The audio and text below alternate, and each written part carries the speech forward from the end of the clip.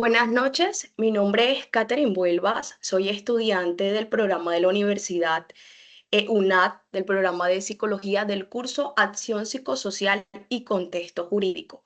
Como parte de esta actividad académica, hoy estaremos entrevistando a una psicóloga forense que no solamente con el objetivo de no solamente conocer o comprender sus experiencias, sino esos desafíos que enfrentan los profesionales en este campo, especialmente aquellos que están integrados en este tema de contextos laborales.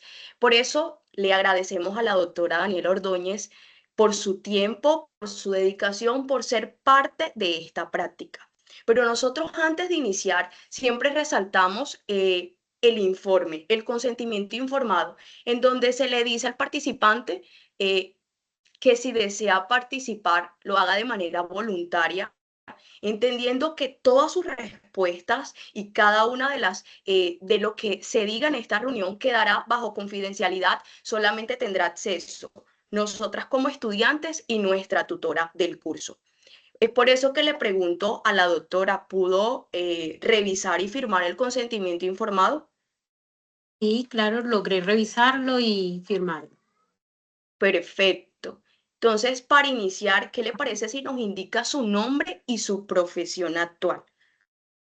Bueno, mucho gusto. Mi nombre es Daniela Ordóñez Mejía, soy psicóloga forense. Actualmente pues me desempeño como psicóloga desde el ámbito jurídico, pero de manera independiente. Ok, muchas gracias. Entonces, para darle inicio a estas preguntas y a esta entrevista como tal, de lo que nos indica el formato, ¿qué le parece si hablamos un poco de esa trayectoria profesional? ¿Puede indicarnos y puede decirnos a nosotros cómo empezó su carrera en este campo? ¿Cómo fue esa formación para ejercer como psicóloga forense? Bueno, les voy a contar un poco. En realidad pues yo hice el pregrado en psicología y siempre mi enfoque era organizacional. Pero en la ciudad donde yo estaba era un poco dificultoso y por cosas de la vida la universidad nos hace un test y ve que tengo como características o habilidades para el área jurídica y voy a hacer las prácticas en el IMPET de la ciudad de Tuluá, del Valle del Cauca. Yo inicialmente estaba muy escéptica, sin embargo, bueno, era el reto que la vida me había puesto y lo acepté. Y cuando ya llego como tal a la entidad, lo primero que me corresponde es trabajar con las personas que atentaban contra su vida. El programa se llama Cadenas de Vida. Así que era con todas las personas que se laceraban, se cortaban o atentaban contra su vida allá en los establecimientos penitenciarios. Encontré que además pues yo hacía otras evaluaciones, acompañamientos y cursos en todo el área de la salud mental y me encontré que había muchos que quizás estaban esperando un informe psicológico donde les permitiera a ellos evaluar si eran o no, de cierta manera, tenían tendencias de abuso o de maltrato para mirar la posibilidad de regresar a casa o a su libertad. Pero tenían unas largas fechas para poder realizar estas evaluaciones, ya que no habían profesionales como en el área o los que habían estaban como con todas las fechas ya llenas y de allí nace mi necesidad de empezar como en esta carrera. No fue fácil porque en Colombia en su momento no había la maestría, yo no quería empezar con especialización, yo quería inmediatamente la maestría y la conseguí en la Universidad del Atlántico en el país de España y allí lo empiezo a estudiar. Inicialmente fue un reto porque como toda universidad te explican a ti lo que es la teoría, pero cuando tú ya entras a la marcha es muy difícil porque yo no sabía ni siquiera cómo hacer un informe. Me fui formando poco a poco con los abogados que me compartían, mire, este es un informe de abuso, te puedes guiar, que no sea el mismo, pero lo puedes utilizar de base. Y en medio como de esos vacíos que encontraba, hice otros estudios en la ciudad de Brasil, allá están supremamente avanzados. Me fui para Brasil un tiempo y allá aprendí a hacer lo que es un informe pericial, hacer apoyo de los abogados y yo creo que esa fue la gran puerta que me dio a conocer porque empecé a mover redes y a tener más contacto con abogados y el voz a voz me llevó a darme a conocer en esta área. Qué bueno.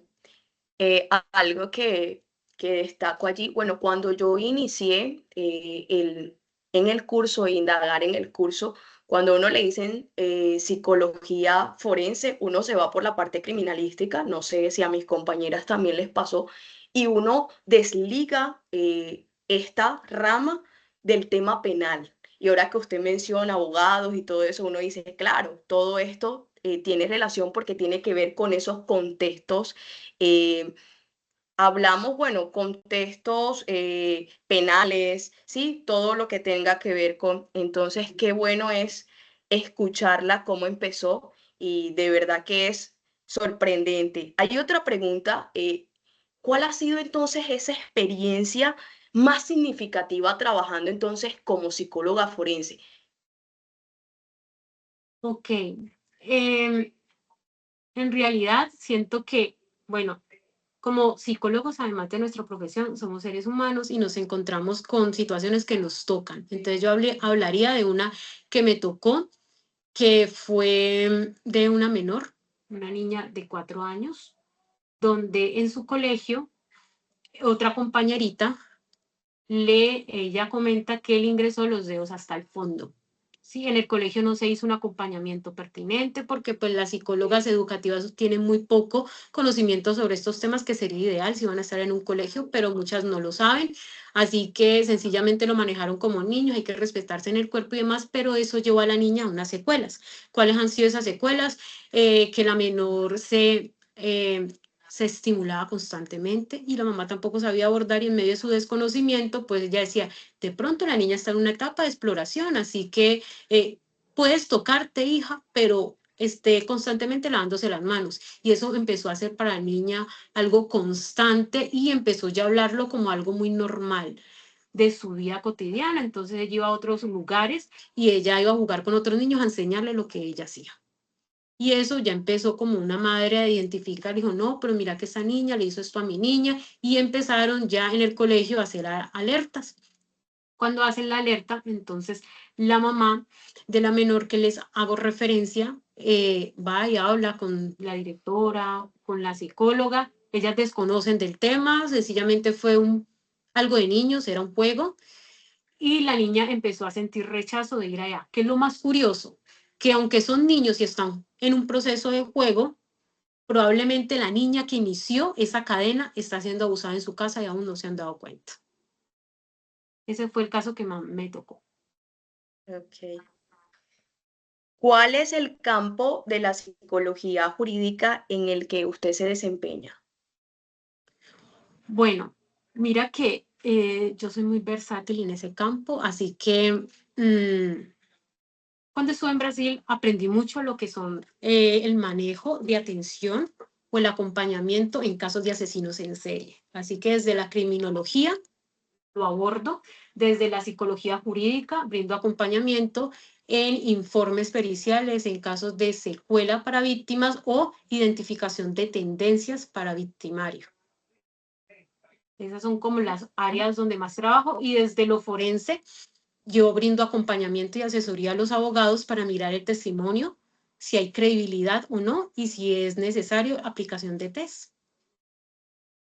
Ok, doctora, muchas gracias. ¿Puede entonces compartir un caso donde su intervención haya tenido un impacto como tal en el campo del contexto jurídico?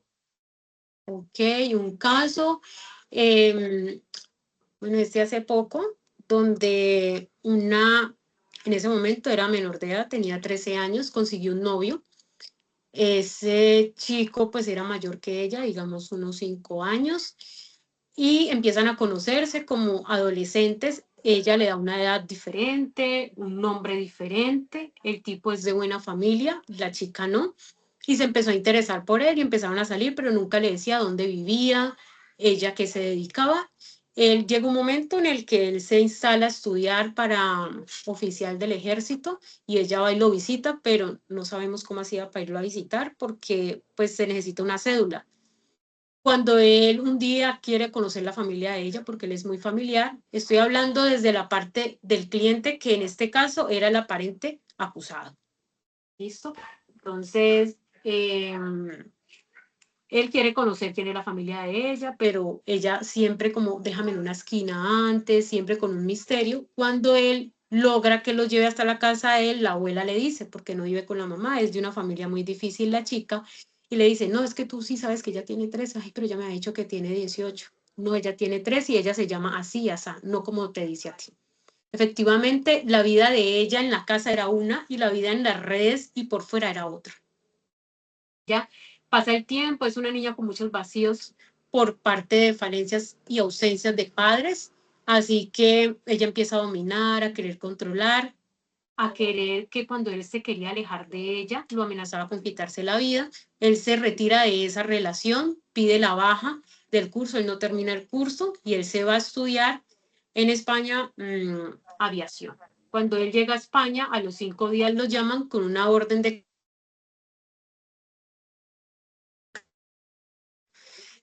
Cuando él regresa a mirar qué es lo que pasa, resulta que, a pesar de que fueron novios, pues ella era menor de edad, él en su momento lo supo, pero pues ya estaban enamorados, no hizo nada, y ese fue el delito que él como tal cometió, estar con una menor de edad y tener relaciones sexuales, pero que se pudo trabajar allí. Que si bien existió un error de tipo, ¿cuál es el error de tipo? De que ella aparentaba mucha más edad de la edad en realidad que tenía, y que si bien hubo una mentira, hubo un engaño, ¿ya? Se trabaja en que no hay congruencia en el relato que cuenta la abuela con el que ella cuenta. ¿Cómo se desenlaza como tal el caso? Porque ella está muy enferma de cólicos. Ella porque habla porque está muy enferma de cólicos, va a urgencias y cuando llega a urgencias se dan cuenta que tiene un diagnóstico del papiloma humano.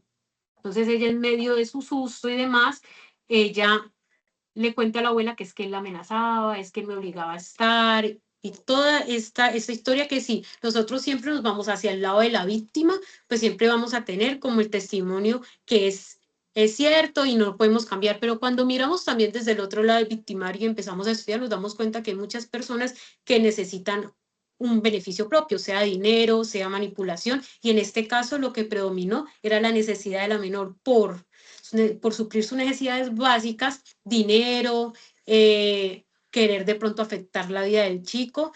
Este caso se gana porque se identificó que ella entraba con cédula falsa al batallón a visitarlo, porque ella vendía contenido sexualizado en redes, porque aunque ella tenía los 13 años en ese proceso que él la conoció, ella siempre le mintió y cuando él se dio cuenta, pues ya era a punto de terminar, y porque encontraron todas las amenazas y ideas de que ella quería quitarse la vida y que con eso a él lo manipulaba. Qué caso fuerte, es cierto. Ver de que al principio usted me estaba empezando a contar la historia, yo dije, no, por él, seguramente él la violaba, quizás que la hacía, la obligaba, y ver, como dice usted, la otra parte, el victimario, o sea, la otra persona del otro lado, y uno dice, mira, hay que escuchar las dos versiones y mirar a ver, y que me sorprende el rol de ustedes como psicólogos forenses, entrar allí y analizar todo eso y no de pronto dejarse llevar por ciertas cosas. No sé qué tanto influyan ahí como el tema de género, el tema de que sea menor de edad, no sé hasta dónde, pero es sorprendente, la verdad. No sé, mi compañera va a hacerle, la compañera Daniela. Buenas noches, como ya nos habíamos presentado, mi nombre es Daniel. Doctora, las preguntas que yo le voy a realizar van a ser de acuerdo a lo psicosocial. Okay. Desde su experiencia, ¿cómo se integran las acciones psicosociales en los contextos jurídicos en los que ha trabajado? Bueno, mira, se enfocan más en cuanto a las intervenciones que podemos trabajar en la sensibilización de como tal de la comunidad, de la sociedad respecto a todos estos casos, ¿sí? Es empezar a crear conciencia del riesgo que corren los menores con sus cuidadores, con las personas cercanas, cuando detectar un presunto abuso, señales, en cuanto a violencia de género, qué está bien y qué no está bien respecto a comentarios, ideas que la pareja le haga a uno, violencia intrafamiliar, brindar el acompañamiento en escuelas de padres. Eso lo hacemos los psicólogos forenses. En particular, yo A mí me encanta hacer voluntariado. Así que yo voy a los IMPET y trabajo un programa, una parte del programa, no todo, que se llama Prepararnos para la Libertad. Si bien son personas que llevan X cantidad de años, y si nos vamos a ver qué hicieron ellos, no vale la pena ayudar. Pero muchas de esas personas están, son inocentes, muchas de estas personas están buscando una resocialización. Por X o Y situaciones de su infancia y de su vida llegaron hasta allí y quieren un cambio. Entonces vamos a hacer lo que esté a nuestro alcance para brindar una información. Ya es lo que la persona de aquí en adelante haga, ya depende de ella. Así que en este programa brindamos apoyo en Proyecto de Vida porque ellos salen como que el mundo totalmente diferente. Si bien nosotros estamos acá en el día a día y siempre hay cambios, imagínate una persona ya encerrada, sale con infinidad de, digamos, calles nuevas, nuevas expectativas de trabajo, así que los apoyamos para que creen un proyecto de vida y cambien ese chip en el cual llegaron a ese rol o a esas circunstancias que los llevó a llegar allí. Trabajamos con ellos todo lo que es el perdón, trabajamos y en hojas de vida. Entonces, desde ese punto se trabaja la resocialización y cómo buscar que estas personas se integren a la sociedad de una manera sana. Ok, muy bien. ¿Y cómo maneja la intervención psicológica en casos que involucran tanto necesidades legales como psicosociales, desde el campo en el que se desempeña? Bueno, mira, como tal en este campo no he trabajado una intervención, a no ser que sea grupal, como les digo en el IMPET. Entonces trabajamos resolución de conflicto, es una de las más interesantes, y comunicación asertiva, ¿sí? A nivel grupal. A nivel individual, cuando estaba en las prácticas y trabajaba ya en el IMPET de lleno, pues uno les brinda acompañamiento y asesoría ante situaciones que se les presenten en su día a día. Por fuera, cuando la víctima necesita un acompañamiento, son muy pocas, la verdad. En ocasiones el ICBF lo sigue realizando, así que nosotros de manera independiente, a no ser que la persona tenga recursos y lo haga, ya uno empieza a trabajar. ¿Qué trabaja uno con una víctima de abuso? Uno trabaja la despersonalización. Esas personas empiezan a sentir que ya no son importantes, se sienten culpables, se sienten sucias, se sienten utilizadas. La culpa porque yo porque fui a ese lugar, yo porque acepté la invitación, yo porque no corrí. Entonces empiezan a mirar qué pudieron haber hecho para no haber permitido el suceso, entonces empiezan a sentir como tal esa culpa. Y muchas veces algunas víctimas sufren una mutación en ese proceso, es decir, cuando la persona está viviendo el hecho o experimentando la situación, hay muchas que se defienden, hay otras que no. El hecho de que no grite, el hecho de que no llore, el hecho de que no se defienda, no quiere decir que está disfrutando, sino que es su manera de guardarse y protegerse. Muchas veces cuando estamos en una relación de pareja y hay violencia de género, entonces pues eres mi esposa y tienes que estar conmigo porque es que yo te doy la alimentación, yo te doy todo, ¿sí? Pero esta mujer sencillamente está cansada, tiene hijos, llegó del trabajo y no quiere nada y no lo habla. Y no es que ella esté feliz con la situación, sino que se acostumbró y lo empezó a normalizar, ¿ya? Entonces es muy importante empezar a identificar cómo ayudar a estas personas en esos momentos de culpa, cómo salir, sacar esa culpa. ¿Cómo lo hago yo? Mediante una meditación guiada las llevo a que se rescaten de ese momento. Claro es, hay que llevarlas a varios acompañamientos de terapéutico, tanto de autoestima, tanto de límites, para que cuando lleguen a ese momento de volver a ese suceso, si ellas lo quieren hacer, estén totalmente preparadas para ello. Ok. Bueno, le voy a hacer otras preguntitas de acuerdo a esos desafíos en la práctica profesional suya. Como por ejemplo, ¿cuáles son los principales retos que ha enfrentado al trabajar en la intersección entre psicología y derecho? ¿Y cómo los ha abordado? Ok, bueno, retos es, los abogados, no tanto ahora, pero anteriormente eran muy individualistas, entonces son muy pocos los que aún consideran necesaria como tal el apoyo de un profesional en la psicología, ¿sí? Normalmente tú ves que A ver, la víctima en la mayoría de las ocasiones pues va y coloca la denuncia y tiene acompañamiento de la Fiscalía y del ICBF. Pero el victimario siempre está buscando por fuera, que es lo que más me llega a mí por trabajar independiente.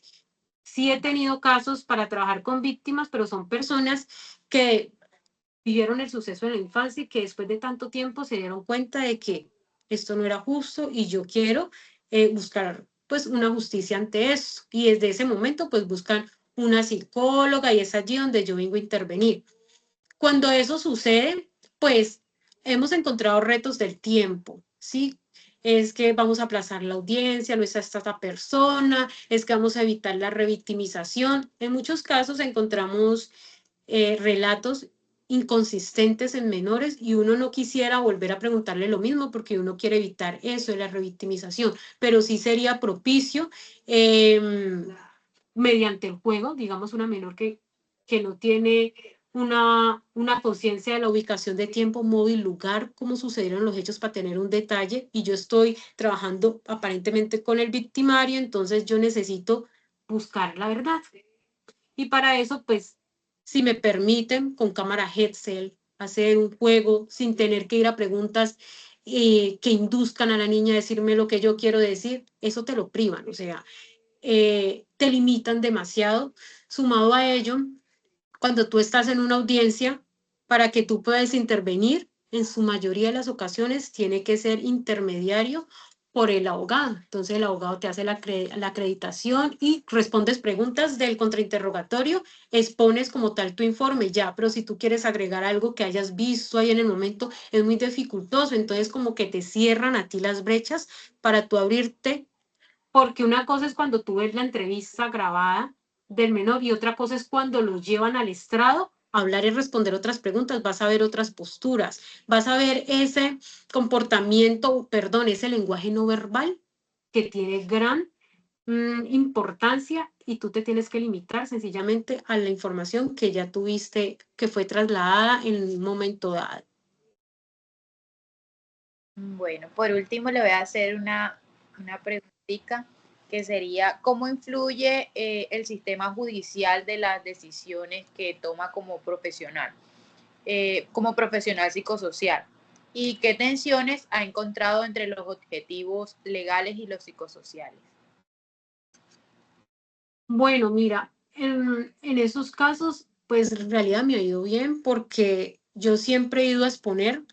Yo quiero hacer, pues, quiero hacer acá un paréntesis, algo muy importante y es, vuelvo y le digo, como estoy desde el lado independiente, me llegan muchos más casos desde la parte del victimario que de víctima, así que uno de mis plus es, cuando me llega un caso, lo primero que yo hago es leerlo, analizar si la persona tiene grado de culpabilidad o no. Si yo veo que hay coherencia en el relato de la víctima, que cumple con todos los criterios, con todas las evaluaciones, yo no acepto el caso, ¿sí? No lo acepto.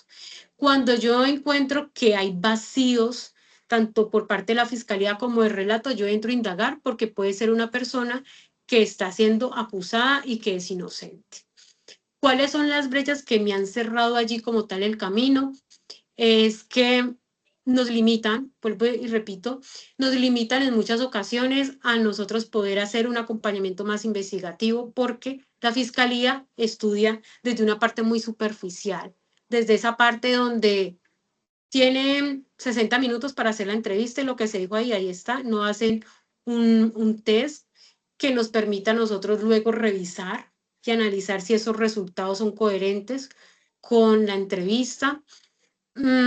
Nosotros debemos solicitar desde acá afuera, ejemplo que les comenté con la menor de las visitas, si ella era la víctima, lo ideal era que la fiscalía hubiese indagado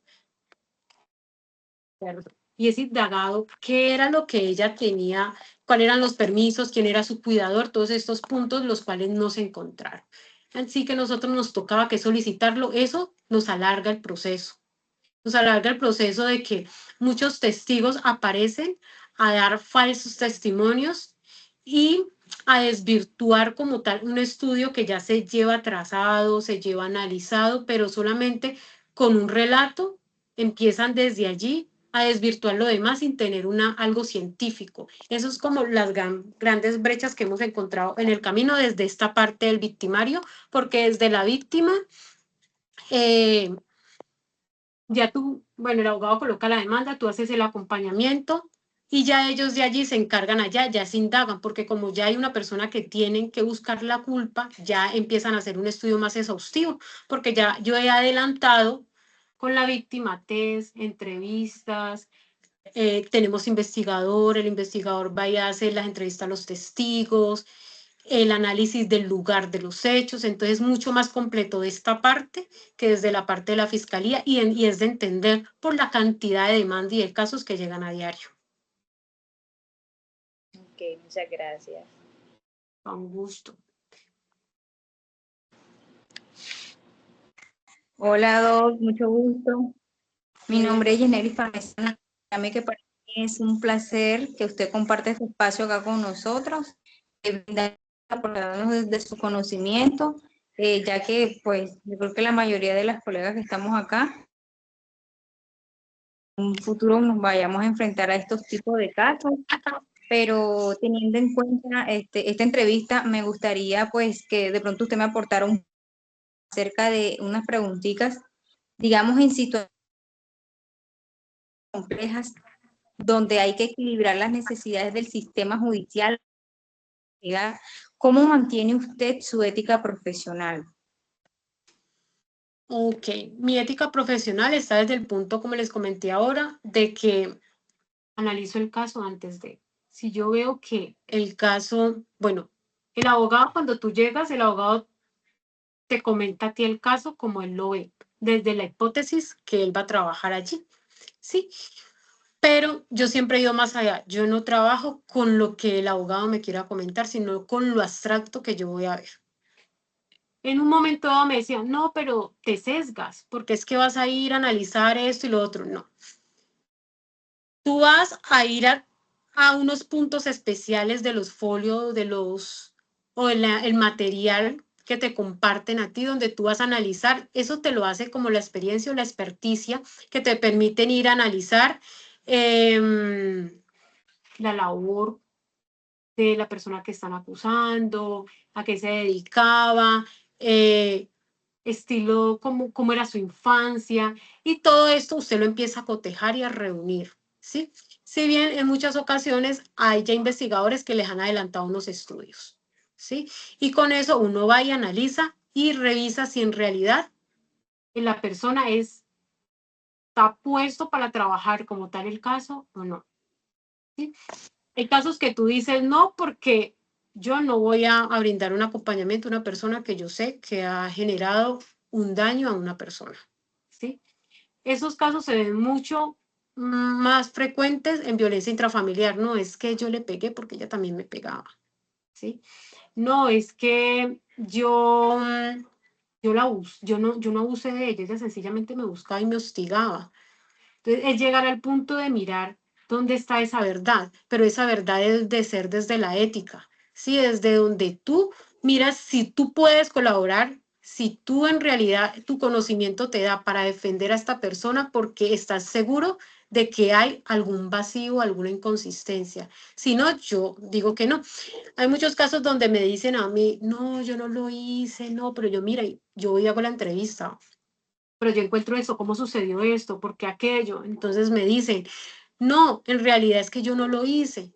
Yo vea por un Dios, porque pues todos quieren estar inocentes, así que en ese orden de ideas, yo realizo un test psicológico, yo utilizo en esos casos el test de Rorschach y en ese análisis puedo obtener si la persona tiene o no tendencias y en ese yo misma tomo mi decisión si continúo o no con el proceso. Ya para continuar el caso, pues ya hago otros estudios, otros análisis, otros acompañamientos. Somos un equipo interdisciplinar, no solamente desde la parte de la psicología. Y desde ese avance como equipo empezamos a trabajar como un todo. Pero si yo ya veo la inconsistencia, yo le digo, no te acompaño. Desde ahí trabajo desde la ética de hablar con la verdad, de apoyar desde lo que está bien y desde lo que para ti es probatorio, porque lo que para mí puede ser una verdad, para ti puede ser que no. Sí, entonces es desde lo que uno empieza a analizar y observa en ese relato. Ok, Do, muchas gracias. Bueno, y por último, digamos, se ha enfrentado, o sea, aparte de lo que usted ha dicho, se ha enfrentado a dilemas éticos en su trabajo y cómo los ha resolvido. Dilemas éticos, hasta el momento no me han, la verdad, no me han tocado. Porque, Ok, pues, de verdad, siempre antes de he podido colocar ese freno en el camino, no he tenido inconvenientes que de pronto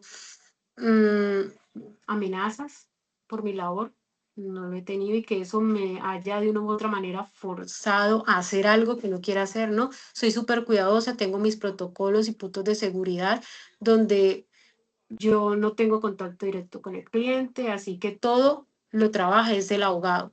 Todo lo hace el abogado para evitar inconvenientes en cuanto a este tema. Cordial ok, Do. saludo, ¿Cómo? cordial saludo, doctora Daniela. Mi nombre es Narlis Daza y en este espacio pues le haré unas preguntas de impacto en las comunidades. Ante todo, le agradezco por permitirnos esta entrevista. De verdad que estamos muy agradecida con usted. En su experiencia, ¿cómo puede el trabajo del psicólogo jurídico ayudar a generar cambios sociales positivos, tanto a nivel individual como comunitario? Ok, a nivel individual se puede empezar a trabajar desde casa, ¿sí? Es trabajar desde la familia, que es donde en su mayoría de los casos encontramos que está como el presunto abusador, si lo hablamos, bueno, en todos los casos, porque también desde el agresor está desde casa, entonces empezar a crear allí actividades de acercamiento para tanto con familias como con las mujeres que somos en estos momentos unas de las personas como más vulnerables. Así que el impacto es hablar desde los códigos de qué momento darnos cuenta cuando algo no está bien. Es desde los colegios tener el acercamiento a los padres para indicar cuáles son los cuidados que tenemos que tener con nuestros hijos.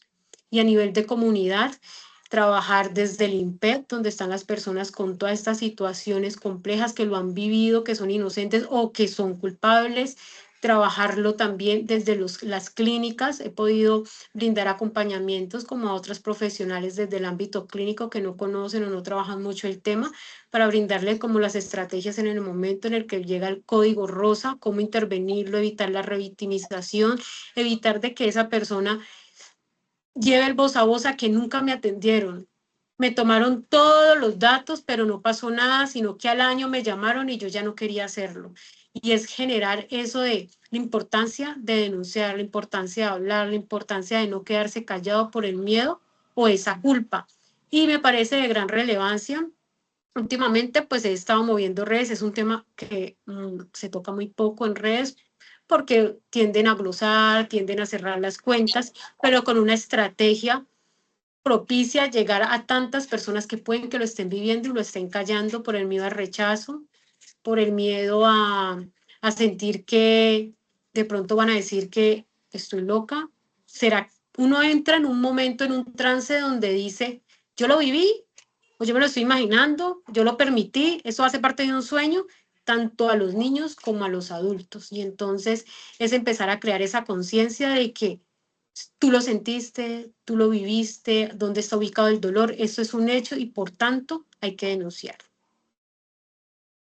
Muchísimas gracias. También le quería preguntar, ¿podría darnos ejemplos de programas o intervenciones que haya liderado o en los que haya participado y que haya tenido un enfoque social o comunitario para la resolución de conflictos o la protección de derechos? Bueno, los programas que he trabajado, bueno, acá en Colombia, porque en otros países también lo hice, pero acá en Colombia como tal es en el INPED. Mira que acá en Colombia hay muy pocas fundaciones que trabajen estos temas, así que si tú te apoyas son como en entidades o establecimientos. En el INPE he trabajado lo que les comenté que es la preparación para la libertad, porque te lleva a hablar desde cómo la criminalidad te lleva a tomar malas decisiones, pero cómo la libertad te lleva a elegirte a ti, a elegir qué es lo que quieres para tu vida. Programas que hemos también trabajado en colegios ha sido sobre la prevención al abuso. Escuela de padres, se ha hablado de cuáles son esos puntos donde analizas si tu hijo está siendo abusado o no, ya que en los colegios hoy en día está muy normalizado, como les comentaba, lo de la niña pequeña. Yo pienso que ahora en la mayoría de colegios se vive esos tocamientos por parte de los niños en su etapa exploratoria y lo hemos empezado a normalizar y llegan los niños a vivir exploraciones y simulaciones en casa con sus muñecos y no lo hablan y empiezan, si alguien de pronto viene a jugar con sus partes, ya lo empiezan a ver ellos como algo que hace parte de la dinámica infantil y es ahí donde he tenido muchos casos de niños, es que a mí me lo hizo mi primito tiene 10 años y uno qué le va a poder decir al primito, o sea, el primito no se puede denunciar.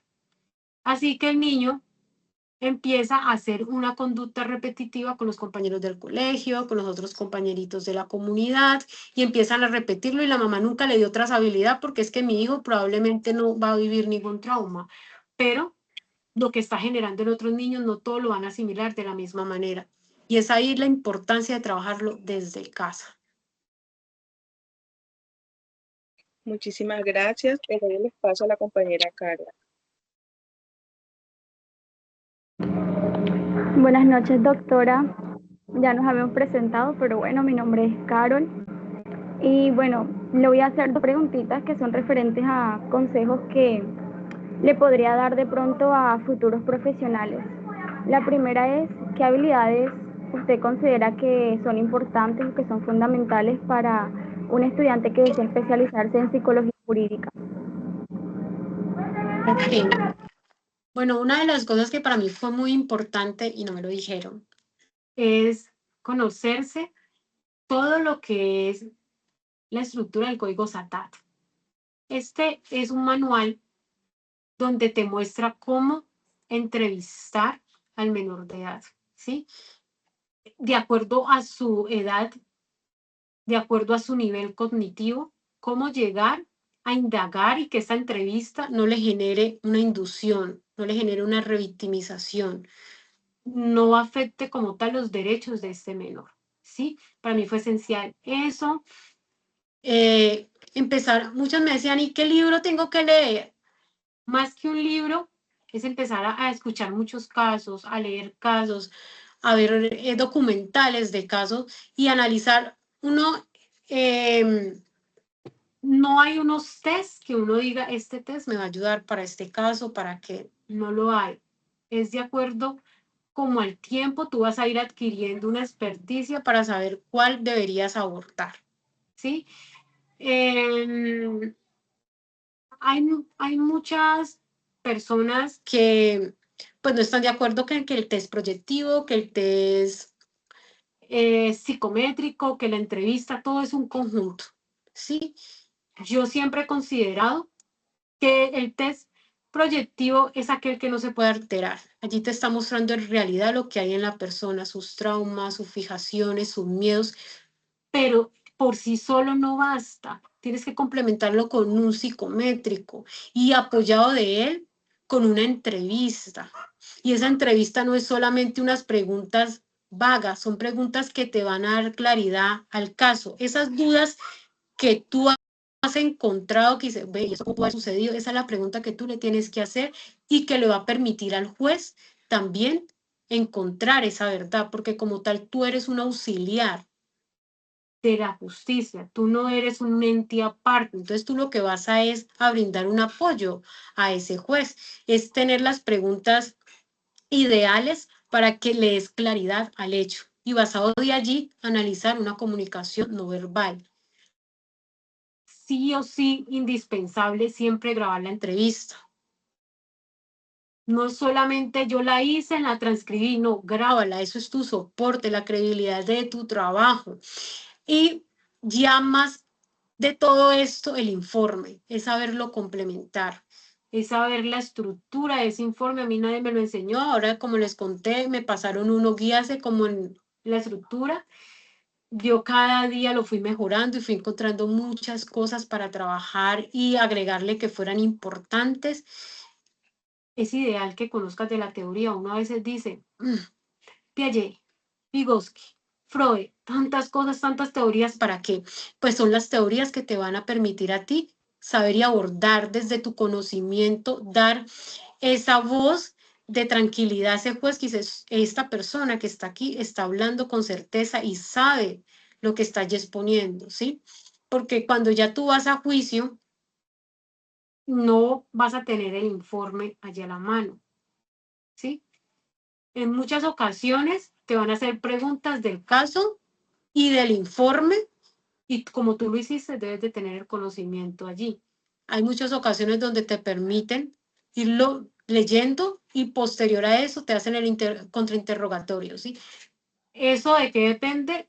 De cómo el juez lo maneje y el tipo de proceso que estén llevando. Sin embargo, los mejores tips para eso es que te prepares, que lo estudies, que no es hacer cualquier informe porque detrás de eso hay una víctima queriendo sentirse liberada, o hay un victimario o una persona que está siendo acusada inocentemente. Entonces tú no estás trabajando con una entidad judicial, tú estás trabajando con personas, hay que ser humanos, hay que ir más allá de lo que cada uno está viviendo y analizar qué los llevó a esto, porque la víctima querrá hacer esto, no es buscar el culpable, es el por qué está generando este proceso.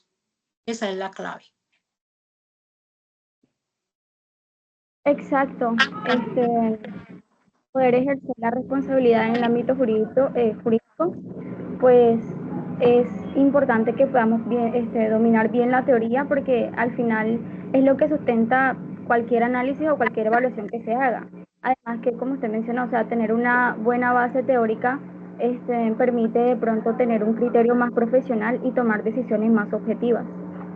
Bueno, la siguiente pregunta que te quiero hacer es, ¿qué consejo darías a los estudiantes que están motivados en trabajar en este campo?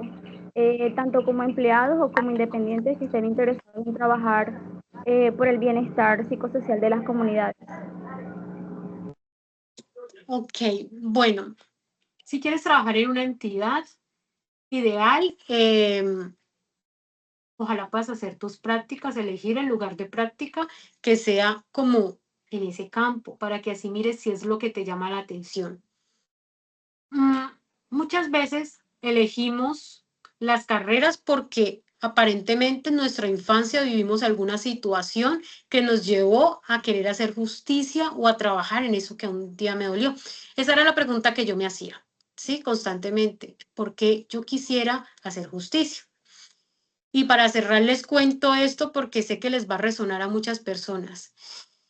Yo me lo preguntaba constantemente, pero yo iba a mi infancia y yo decía, yo nunca he sido abusada, ¿qué habrá sucedido? ¿Por qué pasa esto? Resulta que mi abuela materna, ella es sordomuda. Mi abuela trabajaba en casas de familia.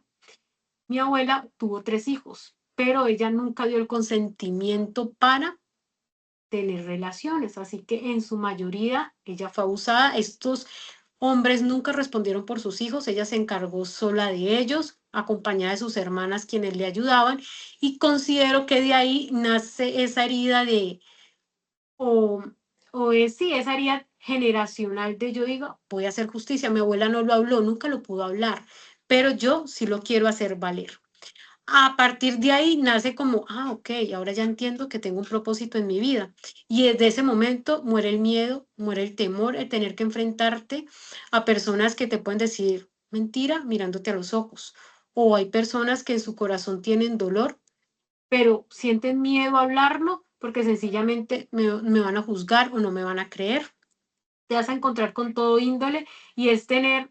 Eso influye mucho en tu postura, influye mucho en tu seriedad, influye mucho de que si tú has tenido heridas de ese índole, primero sánalas.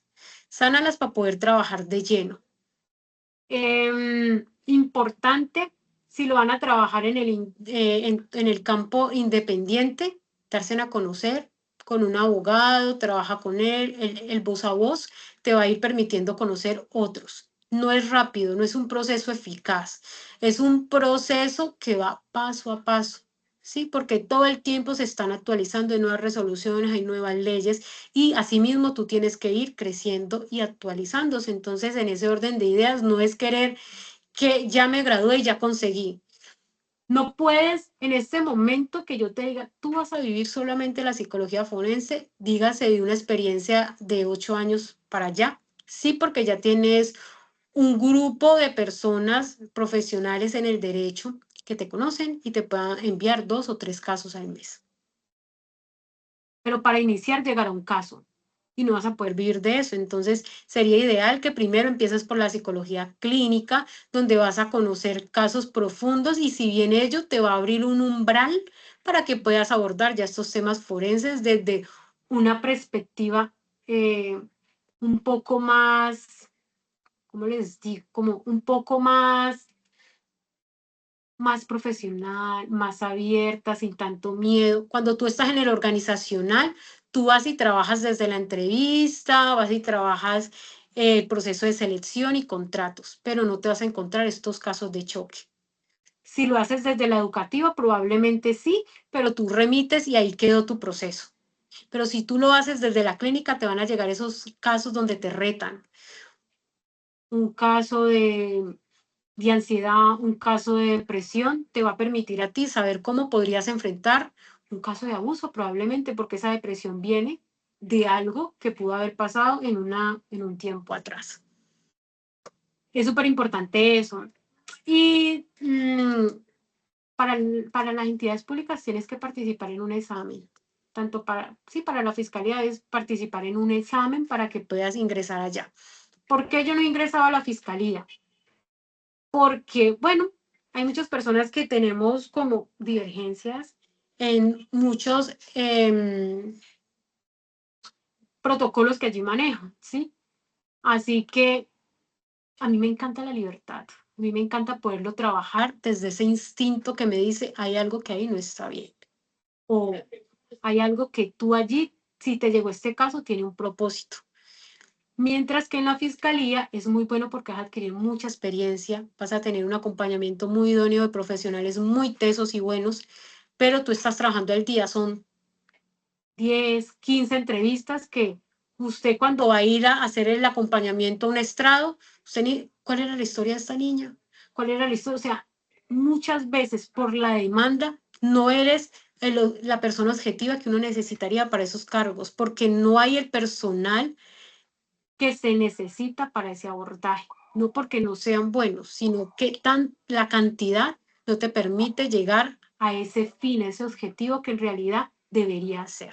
Entonces, desde ahí yo no lo he hecho, pero desde lo independiente me ha permitido trabajarlo libre, pegado a todas las normas, porque sí lo he hecho súper ajustada a las normas, pero desde lo que yo creo que está bien para este caso, porque así como en la clínica, como en lo organizacional, como en lo educativo, cada persona es un mundo y se debe trabajar de una manera integral y única. Así es, muchísimas gracias, doctora.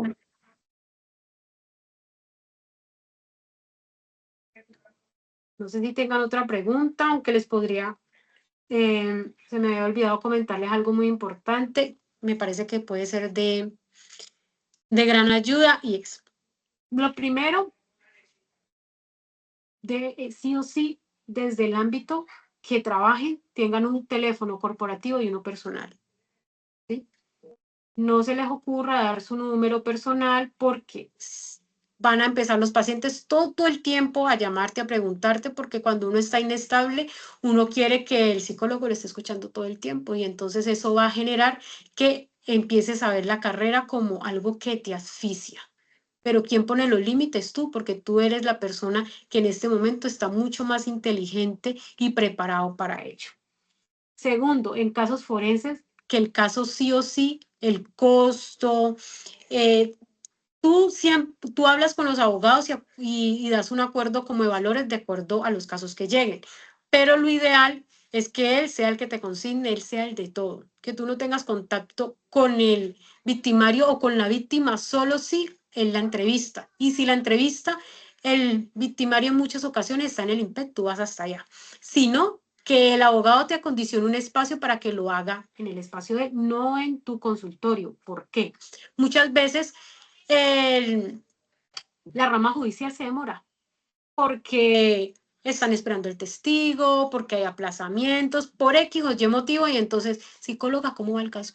¿Y usted por qué no ha hecho nada? Y entonces la persona te empieza a descargar todo, a ir a tu lugar, a buscarte, y eso se vuelve muy agobiante y pierdes como el sentido de lo que estás haciendo en tu profesión. Entonces, lo ideal es que empieces a colocar límites. Yo pienso que eso de grado de peligrosidad existe en todas las profesiones, pero eres tú que colocas los límites. En cualquier área de la psicología es indispensable saberlo hacer. Y sí o sí, el consentimiento informado en todo momento. Eso no puede faltar en todo momento. Eso te salva la vida. He tenido muchos colegas que van y se sientan a escuchar al paciente. Está bien, tú lo escuchas, pero tú debes tener la agilidad de ir tomando nota de puntos claves, porque es que muchas veces vemos muchas personas en el día, así que tomar apuntes de las cosas claves. ¿Por qué? Porque es ideal tener una historia clínica, ¿sí? De esa persona, una anamnesis de esa persona. No, pero es que yo de educativa yo no tengo eso. No, pero es que yo soy organizacional, pero resulta que la persona vino y me contó y no pasó nada, pero resulta que si esa persona atenta contra su vida, es que la última que me escuchó fue la psicóloga del trabajo. Es que la última fue una muchacha que yo fui y le comenté, pero usted no tuvo una historia para relatar qué fue lo que esa persona expuso allí. Y muchas ocasiones me he encontrado con profesionales, colegas en un estrado, ayudándoles por cómo le han generado las secuelas psicológicas que les ha dejado, de acuerdo a un caso donde me acusaron porque una compañera me comentaba que estaba siendo acosada laboralmente y yo no, pues yo no le di trascendencia a eso. Ahora ella tiene una depresión o se tomó unas pastas y me están pidiendo a mí un testimonio, pero yo no guardé nada. Entonces es elemental.